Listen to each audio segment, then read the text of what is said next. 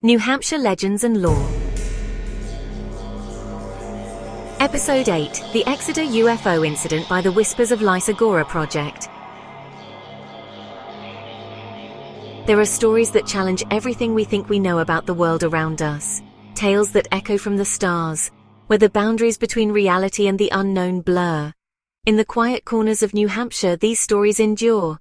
Whispers of visitors, glimpses of the unexplainable. Tonight, we look to the skies and uncover a mystery that has haunted Exeter for decades. It began in the early hours of September 3, 1965, on a quiet stretch of Route 150 in Exeter, New Hampshire. An 18-year-old named Norman Muscarello was hitchhiking home when his world changed forever. Walking alone through the dark, he saw a silent, glowing object hovering low over a field. It was massive, pulsating with red lights and moving in a way no airplane ever could. Terrified, Norman ran to a nearby house for help. The family who opened the door saw the fear in his eyes. They called the Exeter police.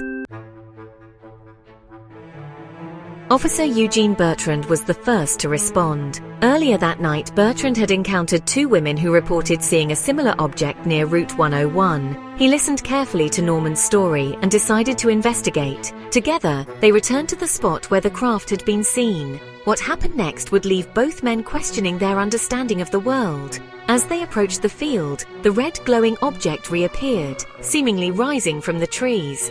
It hovered and pulsated, casting an eerie light over the landscape.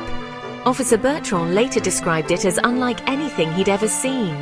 It moved with purpose, defying the laws of physics as they knew them. The two men stood frozen, watching as the craft eventually ascended and disappeared into the night sky. They weren't alone in their experience. Officer David Hunt, who joined them later, also saw the object. His account matched theirs, a silent, massive, glowing craft with a presence that felt almost alive. Together, the three men knew they had witnessed something extraordinary. The incident quickly gained national attention, drawing the interest of the US Air Force's Project Blue Book, their official investigation into UFO phenomena. The Air Force concluded that the sightings were likely the result of military exercises from Pease Air Force Base, combined with misidentified aircraft lights. But the witnesses disagreed. They insisted that the object's movements and characteristics were unlike any conventional aircraft. Norman Muscarello and the officers stood by their story despite skepticism and attempts to explain it away. Their accounts were corroborated by other witnesses in the area who described seeing similar objects that same night. The Exeter UFO incident remains one of the most compelling cases in UFO history, not just for the vividness of the accounts, but for the credibility of the witnesses. It inspired the best-selling book Incident at Exeter by journalist John G. Fuller, cementing its place in UFO lore. Today, Exeter celebrates its mysterious past with the annual Exeter UFO Festival, drawing enthusiasts from across the globe to discuss and debate the unknown. The Exeter UFO incident reminds us that the universe is vast, and there is so much we don't understand. It challenges us to keep asking questions and to remain curious about the mysteries that surround us.